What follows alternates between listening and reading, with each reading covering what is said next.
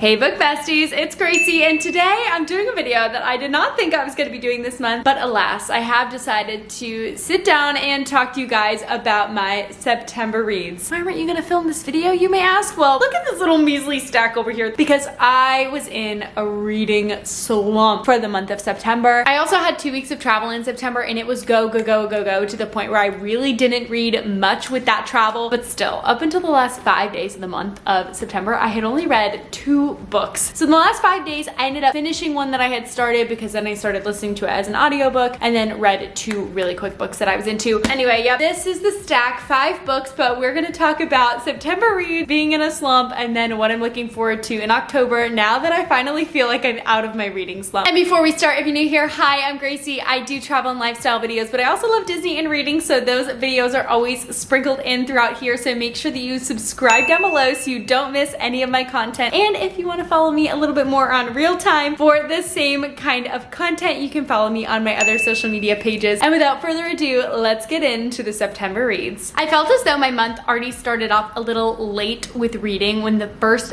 book that I read this month, I started to read on September 4th. I was like, oh my goodness, 4 days into the month and I haven't even picked up a book. Well, let me tell you, I flew through The Enemy by Sarah Adams. I was just introduced to Sarah Adams in the month of August when I read her book, The Match. I thought that it was so cute, not too spicy, loved the romance, loved the characters, and this is the second book in that It Happened in Charleston series called The Enemy. This story about June and Ryan is of course an enemies to lovers scenario. Absolutely ate it up, and it's a pretty short read. What I love about Sarah Adams books is I feel like I could pick it up and read this in one sitting. I happen to read these on planes. Actually, maybe I did read it in one day, or basically one day, where I only couldn't finish this because I was going to bed, but I ate this book up. I loved it. Love a good enemies to lovers trope. And also, like I said about Sarah Adams, there's so many romance books on the market today that I feel like sometimes the spice overtakes the plot or the actual story. And Sarah Adams' book, I feel like just perfectly balances all of that out, and I really enjoy reading her books. I definitely want to read more of them in the future. I'll just read a little bit of the back to you guys because I love to do this in order not to do any spoilers. The beginning of this year when I started doing these monthly reading recap, I think maybe I spoiled a little bit too much. Somebody had commented once like spoilers, and I had no idea. I didn't even realize. I'm now about to only spoil to you guys what you can find on like the back cover or the front inside cover of the book. So just to give a little bit of a plot overview, I'm gonna read you just a little bit of the back because of course Sarah Adams puts it in way better words than I would. It's been 12 years since June Broden has seen her high school enemy and secret crush Ryan Henderson. That's a long time to hold a grudge over some petty feud, but the sharp memory of him dangling a kiss at graduation, then pulling away at the last second, has fueled many angry fantasies since. Now it's her chance to get even. Ryan, along with most of their high school class, is back in town for June's best friend's wedding, and June is eager to show the former bully exactly what he's missed out on. A lot has changed since their teenage days. June is now the southern queen of gourmet donuts, not to mention one of the most desired bachelorettes in her small town. What she's not expecting though is for Ryan to show up looking like Adonis and touting his own career success as the youngest chef to ever win 3 Michelin stars. How dare he try and run up her revenge plot? Luckily, June never backs down from a challenge. So good, so sweet. This just brought me right back. So The Enemy, super good, but of course I recommend that you read The Match first. Very popular on Book Talk right now, The Pumpkin Spice Cafe. This is one of the books that actually kind of started to get me out of my reading slump. I threw this in kind of while I was reading another book, which I will show you next. It's the book I'm definitely mad at this month. And this was a short and sweet and easy read. I mean, look at that font size. So it may look like, oh, it's a bit of a thicker book, but seriously, you can breeze right through this. I feel like this book may be overhyped. I did also purchase the Cinnamon Bun Shop bookstore, the Cinnamon Bun, whatever, the second book in this series, because I'm interested to see if it gets any better. But I just felt like this whole book, I could forget the entire plot of super fast. It just was blah. The romance was blah. The characters, there were way too many at one point and you like couldn't keep up with what everyone was going on. But it's like small town romance. Everybody knows each other. This girl is new, taking over the Pumpkin Spice Cafe from her aunt. And yeah, so obviously it's a little romance book, but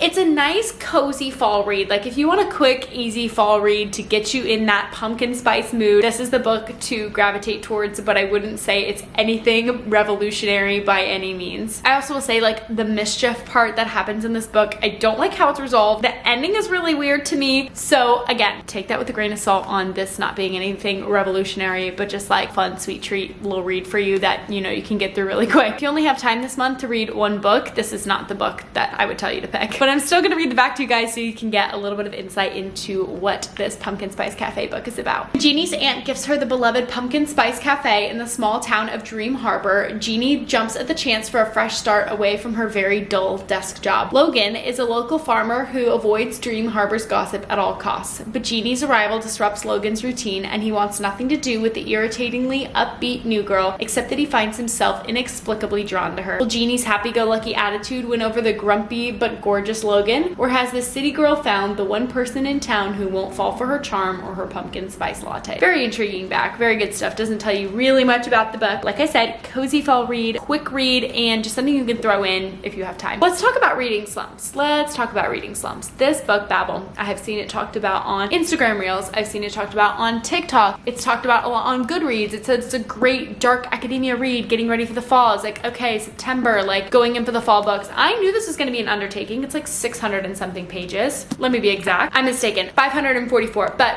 close enough to 600. I read R.F. Kuang's Yellow Face earlier this year. I listened to the audiobook version of it, and I thought it was really good. So I really thought I was doing something here with Babble. I like the idea. I like an academic book. I like a dark academia. This was just too much for me. It went on and on. I felt like there were so many details I didn't need to know, and this was not a book I was excited to pick up. So I kind of explained it to some of my friends. This book requires you to use brain power. This book, Pumpkin Spice Cafe, mindless read. You can read it, you can be distracted a little bit. You still will understand the book at the end of it. There are so many times where I had to reread pages in this book because I had no idea what was going on, or if I got distracted, it truly takes away from the book. So this is a book that I'm saying you gotta be in it, you gotta be on it, you gotta be paying attention. There's no like skipping over anything in this book. Also, you can see how tiny that font is. Here's what I have to say. Wasn't excited to pick up this book. Do I think it's because it wasn't a spicy romance or something cute? No. I really enjoyed like a nice academic read in high school. Jane Eyre was like one of my favorite books ever, and nobody in my AP English class liked the book but me. I was so shocked. I was like, wait, I really enjoyed it. So I know that I enjoy more academic books, but something about this, Babble really is the reason that I blame my reading slump, because for the most part of the month, I was just desperately trying to get through this. Clearly a lot of thought, research, editing, I'm sure went into this book, but for me, it was not worth it. Like, I would not suggest you to pick up this book unless you're super into like academic reading. The other thing I will say is because I was so stuck on this book, I decided one day when I had a lot of errands to run and I wanted to keep AirPods in, instead of starting a new audiobook, I pulled up Babble on audiobook. Somehow in my library, it was just like immediately available to listen to an audiobook. I wonder why.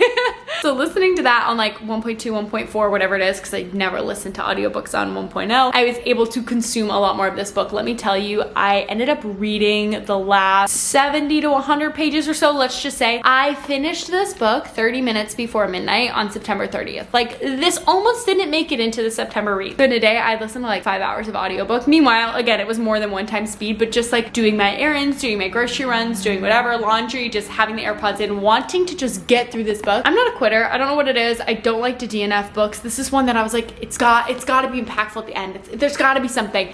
Don't pick it up. Then you won't have to like force yourself to finish it or not finish it. So without further ado, I'm going to read you a little bit of the back to maybe sort of give you some insight into what I'm talking about. All I have to say is even after I finished the book, even after I did the blood, sweat, and tears like to get through this book, especially to finish it in September, because I told myself I would finish it in September. My boyfriend was like, why are you reading up late into the night a book you don't even like? And I said, I told myself I would finish it. I didn't even really like the end. I mean, there were definitely some sad parts in this book. There were some good parts in this book, but like at the end of the day, I was just like, what? I don't know. Again, it wasn't all bad, but I think I ended up giving this one like 2.5 stars because I was upset. So here's the back. 1828. Robin Swift, orphaned by cholera in Canton, is brought to London by the mysterious Professor Lovell. There, Robin trains for years in Latin, ancient Greek, and Chinese, all in preparation for the day he'll enroll in Oxford University's prestigious Royal Institute of Translation, also known as Babble. Babble is the world's center for translation and, more importantly, magic. Silverworking, the art of manifesting the meaning lost in translation using enchanted silver bars, has made the British unparalleled in power as the arcane craft serves the empire's quest for colonization. For Robin, Oxford is a utopia dedicated to the pursuit of knowledge. But knowledge obeys power, and as a Chinese boy raised in Britain, he realizes serving Babble means betraying his motherland. As his studies progress, Robin finds himself caught between Babble and the shadowy Hermes Society, an organization dedicated to stopping imperial imperial expansion. When Britain pursues an unjust war with China over silver and opium, Robin must decide. Can powerful institutions be changed from within, or does revolution always require violence? Sounds amazing, doesn't it? Sounds so good. It gets you. And it unfortunately, it got me. Take it from me. Unless you have a million years of time on your hands, this just is not the book. Personally, this is my opinion that I'm giving you. It's not the book, okay? I'm gonna leave it at that. We're gonna go to the book now. The Unmaking of June Pharaoh. Let me tell you, this is the book I attribute to actually getting me out of this reading slump from Babble and making me just want to consume all the books in the entire world. I happened to just get this one from the library. I think I had seen it recommended to me on Goodreads. I've not heard anybody talking about it. I made a TikTok being like, guys, why are we not talking about this book? Absolutely incredible. The only reason I did not finish it in one sitting was because I started this at nighttime. I literally stayed up until I couldn't keep my eyes open anymore. I woke up bright and early the next morning, kept reading it. Like, I could not put this book down. It's not a long book. You could literally sit down and read it in one sitting, and it is that good that you might just want to sit down and read it in one sitting. I love June Pharaoh. I wouldn't say that this is like dual timeline, but there are two timelines. It's almost like a mystery and a romance and maybe a little bit of a thriller all tied into one. Absolutely incredible. I've read nothing like it ever before. I don't know what it was with like, I don't know what it was, but this book touched my heart,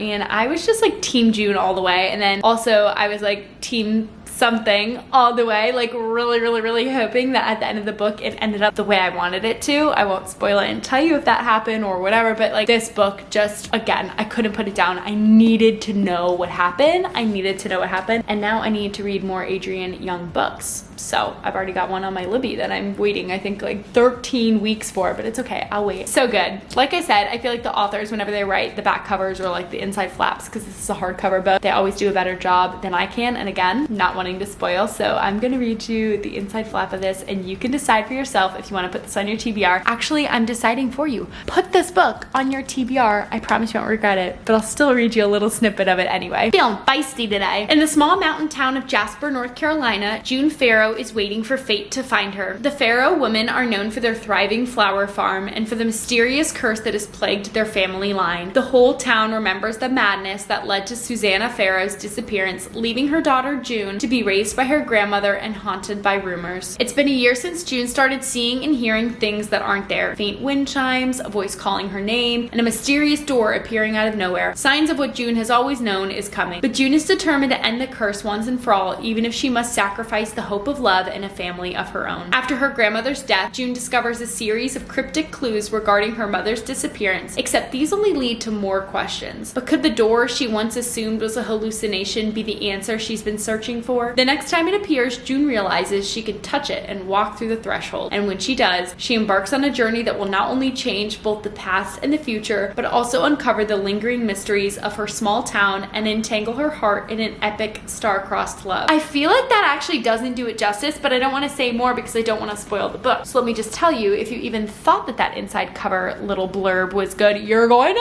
love this book. It really has such a special place in my heart. It might even be the best book I read all summer. If we're counting June, July, August, and September as summer months, which typically I feel like September is just in between fall and summer. It doesn't really fall into a category. Might step out on a limb and say this is the best book I read all summer. I also have to look at my list, but it was that good. It was that good. I'm still thinking about it so many days later. It was an immediate 5-star for me. I was so hooked. I loved it so much. The ending was great. Everything was wonderful. I've already recommended this to about every single person that I've seen on the street in the last few days. This book, I really do think, is the reason I even wanted to sit down and film a September reads. I was a little embarrassed that I only read 5 books, which is crazy because I don't think I read 5 books in a month, any month really, before this year. But I felt embarrassed because I was like, oh, I've been reading like 12, 13, 14, 15 books a month the last few months, and this month I only read 5. This made it all worth it.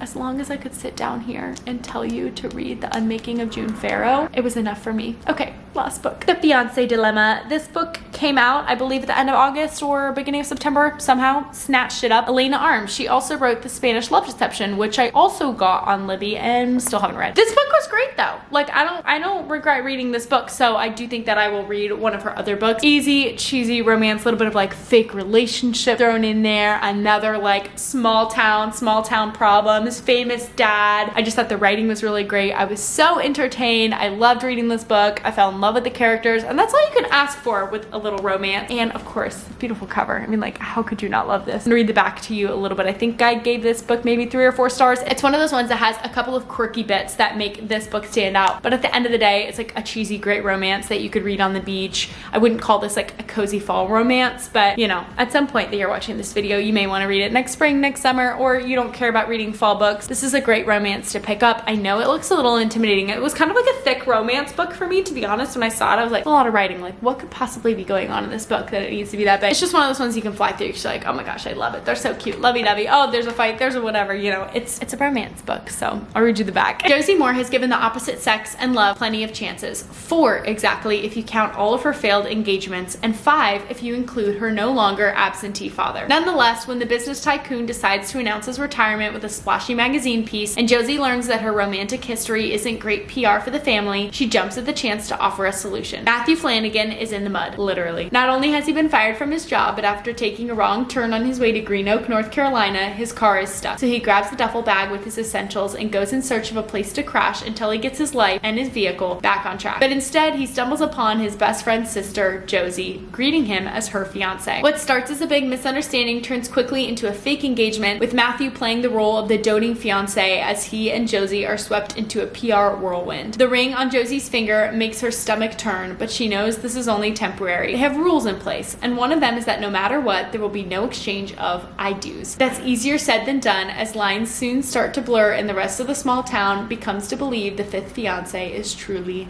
the one. No complaints about this book. It is a cheesy romance that you love, and I just love the premises that she's already had 4 fiancés, and for one reason or another, none of them have worked out, whether it's Runaway Bride or whatever else happened, and that they're like, oh, 5th time's the charm. Like, they really think like, oh, this guy got to be the one, because she can't be going on now 6 men. So we'll see if he actually sticks. We'll see what actually happens, but this is a great book, and I would totally pick it up if you want just like a fun romance. And that's it. The 5 books I read in the month of September. I just feel so glad that I am out of this reading slump right now. If you're in a reading slump, like, please pick up this book. Please, I really do feel like it was the key. I'm excited for my October reads. I'm excited that I'm like wanting to pick up books, wanting to listen to audiobooks. I've actually started 2 books already this month. I started A Good Girl's Guide to Murder on audiobook, which has been amazing so far. It's like a full-on production, and I love it. And physically, I am currently reading The House on the Cerulean Sea, which has been on my list for a while. So I have that book, and actually the second book in this series already purchased, because I just have a feeling I'm going to love it. And those are the books that I'm currently reading right now. So hopefully the stack is much higher for the month of October. And as always, if you want to support me and shop any of these books that I just showed you and or talked about, you can shop them through the affiliate links at no extra cost to you, but it does help me out a little bit, you guys, and I love you for that. Anyway, those were my September reads. Sorry if this was a little bit more boring than my last videos. Like I said, I almost didn't sit down and film this video because I was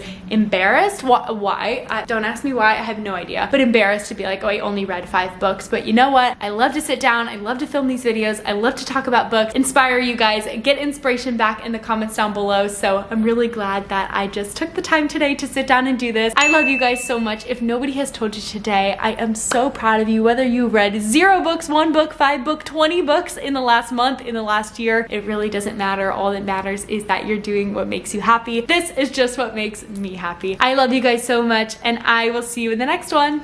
Bye!